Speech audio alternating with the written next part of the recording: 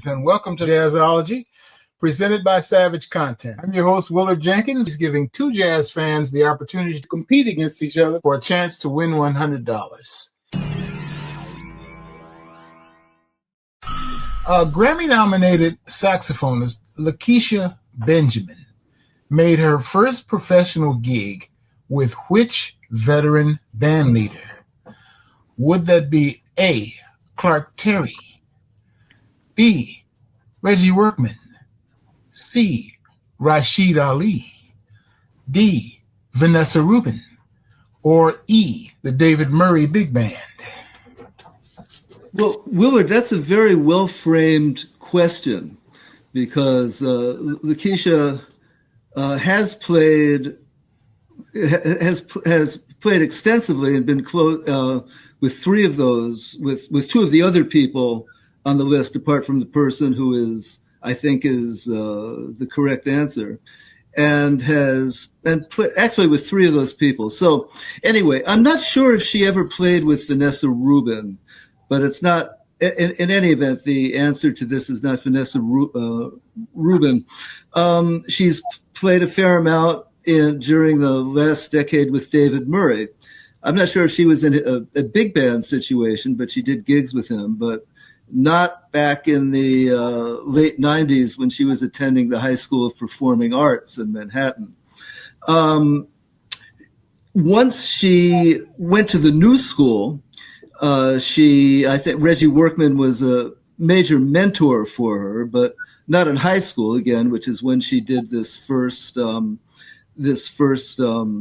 appearance. Reggie also was on her Coltrane record, the name of which is escaping me right now, that came out a few years ago. She had a good story about it, and she played a lot with Rashid Ali, even though it's not documented on record. Really a lot with him. And it was a very important experience for her. She actually spoke with him a few minutes before he passed away in his hotel room. But it's Clark Terry. She went on the road. She went to Switzerland with him as second alto. She had a very long profile about her for Jazz Is. So that is correct. All right, Andromeda, and she's red hot at the moment, where did saxophonist Lakeisha Benjamin study music? Was that A, New England Conservatory, B, Manhattan School of Music, C, NYU or New York University, D, the New School, or E, the Juilliard School? I think it's D, New School. That is correct. Lakeisha Benjamin did indeed study at the New School in New York, New York.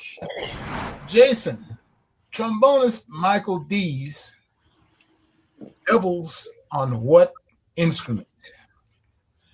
Would that be A, French horn, B, trumpet, C, baritone sax, D, piano, or E, drums? Okay. Yeah, this is a good question here. And I will admit, if I get this wrong, it will be a little bit embarrassing because I've actually performed with Michael Dees last year.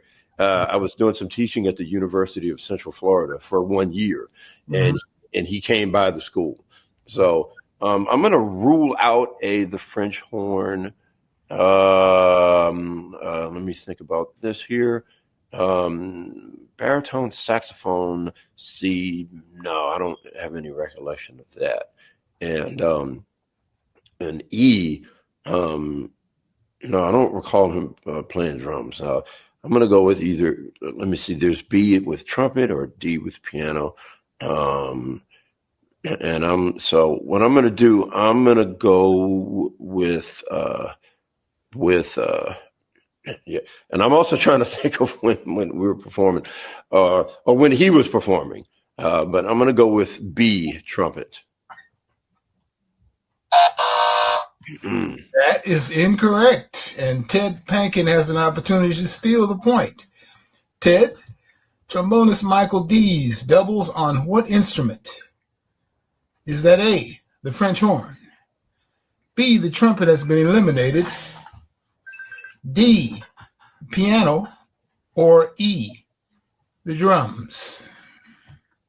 Well, I think I know the answer to this. I'd just like to say that Michael Dees is an incredible trombone player. I mean, and he not only that, but an educator. So fabulous trombonists are coming out of Michigan State, where he's on faculty. He's a really amazing individual. That program that Rodney Whitaker formed at Michigan State.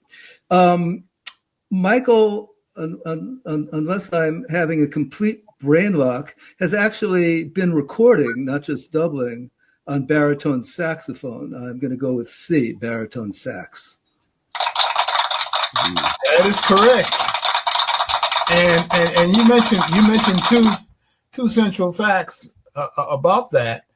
One being his educating, and one of the young musicians that has just come on the scene, pretty much, that is one of his students, is a young trombone player named Nanami Haruta, and he plays baritone saxophone on her debut recording. So the answer, there's another one named Alton Sinclair, a record I just got. Yeah.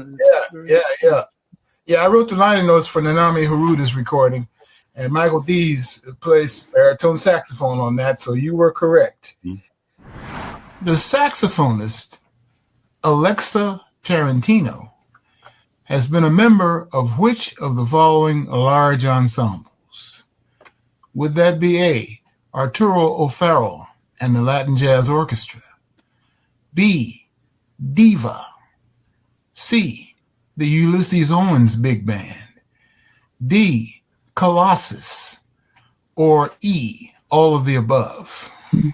And you can add to that the Jazz at Lincoln Center Orchestra now, which she recently joined. Okay, I've known her. I'm pretty sure she's been with the Ulysses Owens Big Band and with Diva. So if that's the case, then the process of elimination tells me it should be E, all of the above. So I'll go with E, all of the above. And that is correct. Alexa Tarantino has been a member of all of those large ensembles.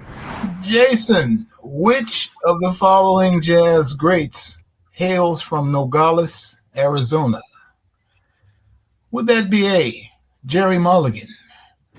B, Louis Nash? C, John Lewis? D, Charles Mingus? Or E, Herbie Mann? Wow.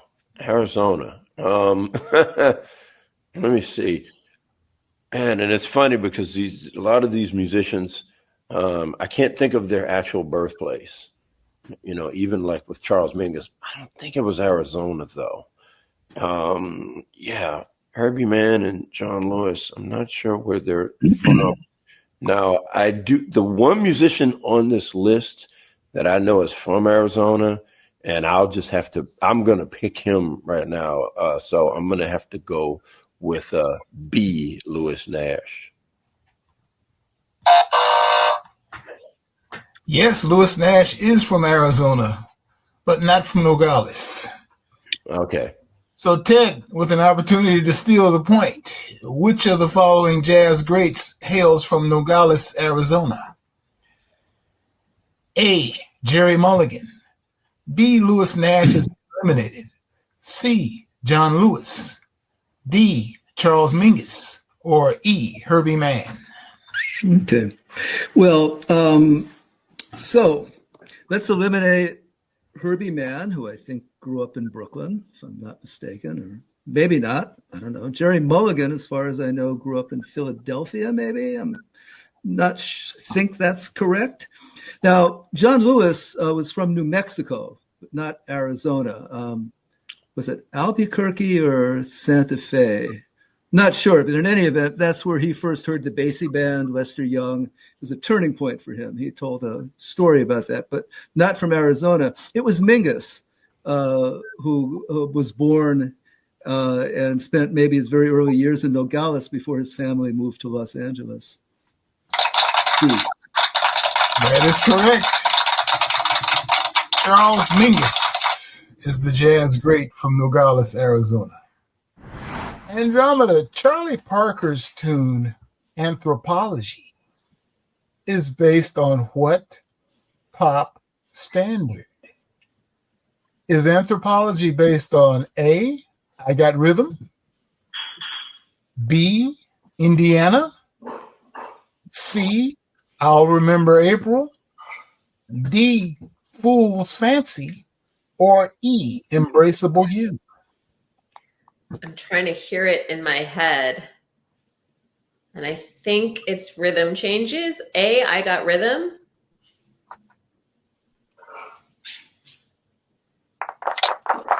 That is correct. Anthropology is based on I Got Rhythm. Dave, the saxophonist and flutist, Jane Bennett, is a native of what Canadian city? Is Jane Bennett from A, Vancouver, B, Ottawa, C, Toronto, D, Montreal, or E, Hamilton? So I did know that she was from Canada. I don't recall her being associated, although it's one of my favorite cities in the world, and one that I think has maybe the best weather of anywhere I've ever traveled to, Vancouver, but I don't recall her being from Vancouver or the French Canadian city of Montreal, nor Hamilton. I feel like it is going to be Toronto, but there's an off chance that it could be Ottawa. But I feel like one of the times I played at the IJE festival in Toronto years ago that she was, they would definitely spotlight her because she's Canadian, but I feel like it's going to be, I will go with C, Toronto. And you are correct. Jane Bennett is from Toronto, Ontario. Name the composer of the Count Basie band standard, Shiny Stockings. Was that A, Neil Hefti, B, Ernie Wilkins, C, Thad Jones, D, Frank Foster, or E, Jimmy Rushing? Yeah, well, all of the people on the list had composed music or arranged music for Count Basie, and Shiny Stockings is definitely one of the anthems. And so, wouldn't be Hefty. Of course, his Little Darling is legendary and among various things, and wouldn't be Ernie Wilkins. And there's some funny stories I've heard about Thad Jones writing very complex things and Count Basie not wanting to have it. and there's also another funny story that I heard. I think it was from Curtis Fuller, actually. I was on a gig years ago that he was on, and musicians were talking to him, and I just said, yeah, I'm just going to sit here and just listen. I don't have to say a damn thing. And so he was talking about the April in Paris, he's playing all this stuff, and Count Basie's like, oh, man, simple, man. And Dad's like, all right. What about that, huh? Being a legendary solo.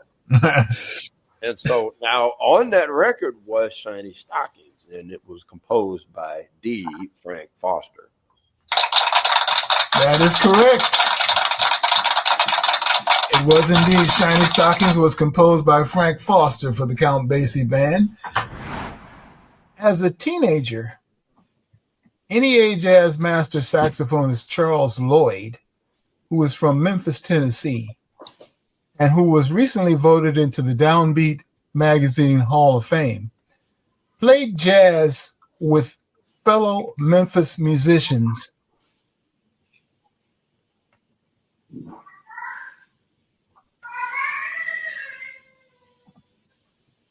saxophonist George Coleman, Frank Strozier, his childhood friend trumpeter Booker Little, and which of the following pianists? Would that have been A, Calvin Newborn, B, Harold Mayburn, C, Phineas Newborn Jr., or as they call him in Memphis, Finest Newborn Jr., D, Tony Thomas, or E, W.C. Handy?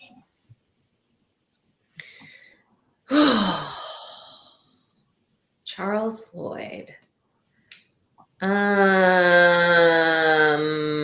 I'm stuck between two here. I'm going to go with B, Harold Mayburn. That is correct. It was indeed Harold Mayburn that Charles Lloyd played with as a young musician out of Memphis. So now we are at sudden death because Morgan has tied the score with that bonus question. So Matt will go first in sudden death. Matt, saxophonist and Blue Note recording artist Melissa Aldana is a native of what country? Would that be A, Brazil, B, Chile, C, Argentina, D, Colombia, or E, Panama? So definitely not Brazilian, not Argentinian. I mean, I know this. I'm just not gonna. I'm not gonna front. I worked with Melissa on her like third or fourth record, and I've known her for a long time. Immense talent. It's B, Chile.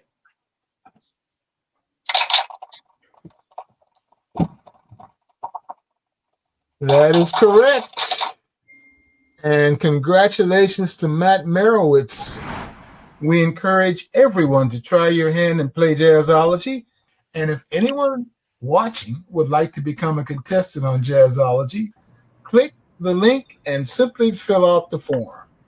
You must be 18 years old or older.